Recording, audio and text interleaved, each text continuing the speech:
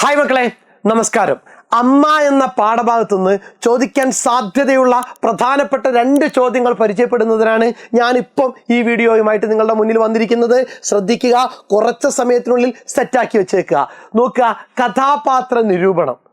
അമ്മയെക്കുറിച്ചുള്ള കഥാപാത്ര നിരൂപണം. അമ്മ എന്ന കഥയിലെ പ്രധാന കഥാപാത്രം അമ്മ തന്നെയാണ്.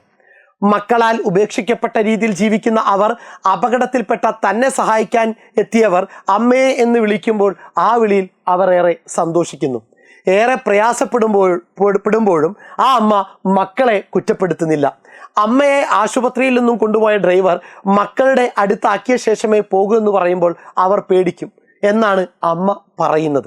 തന്നെ സഹായിച്ചവരോടും തന്നെ ഉപേക്ഷിച്ച് അവരുടേതായ ലോകത്തിലേക്ക് ചേക്കേറിയ മക്കളോടും സ്നേഹം മാത്രമേ ആ അമ്മക്കുണ്ടായിരുന്നുള്ളൂ.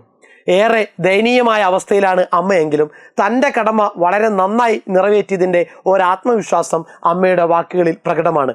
മക്കളുണ്ടായിട്ടും വാർദ്ധക്യത്തിൽ ഒറ്റപ്പെട്ടു പോകുന്ന വൃദ്ധ സമൂഹത്തിൻ്റെ പ്രതിനിധിയാണ് ഈ കഥയിലെ അമ്മ.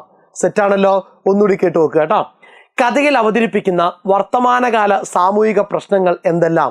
കഥയിൽ അവതരിപ്പിക്കുന്ന വർത്തമാനകാല സാമൂഹിക പ്രശ്നങ്ങൾ എന്തെല്ലാം? നോക്കുക, മക്കളുടെ സ്നേഹവും കരുതലും ലഭിക്കാത്ത വൃദ്ധരായ മാതാപിതാക്കൾ അനുഭവിക്കുന്ന മാനസിക സംഘർഷങ്ങളും കഷ്ടപ്പാടുകളും അമ്മ എന്ന കഥയിലൂടെ ആവിഷ്കരിക്കപ്പെടുന്നു.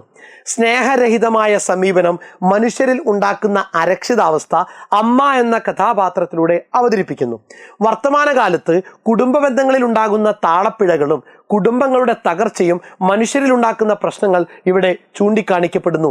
തിരക്ക് പിടിച്ച വർത്തമാന കാലഘട്ടത്തിൽ വൃദ്ധരായ മാതാപിതാക്കൾ ഒറ്റപ്പെടലിലൂടെ നേരിടുന്ന മാനസിക പ്രശ്നങ്ങളും ജീവിത പ്രശ്നങ്ങളും ചൂണ്ടിക്കാണിക്കപ്പെടുന്നു.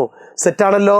കൃത്യമായിട്ട് 2 ചോദ്യം 2 ഉത്തരം ചെയ്യുക, മനസ്സിലാക്കി വെച്ചേക്കുക. അടുത്ത വീഡിയോയായിട്ട് അടുത്ത ക്ലാസ്സിൽ കാണാം. Okay, thank you.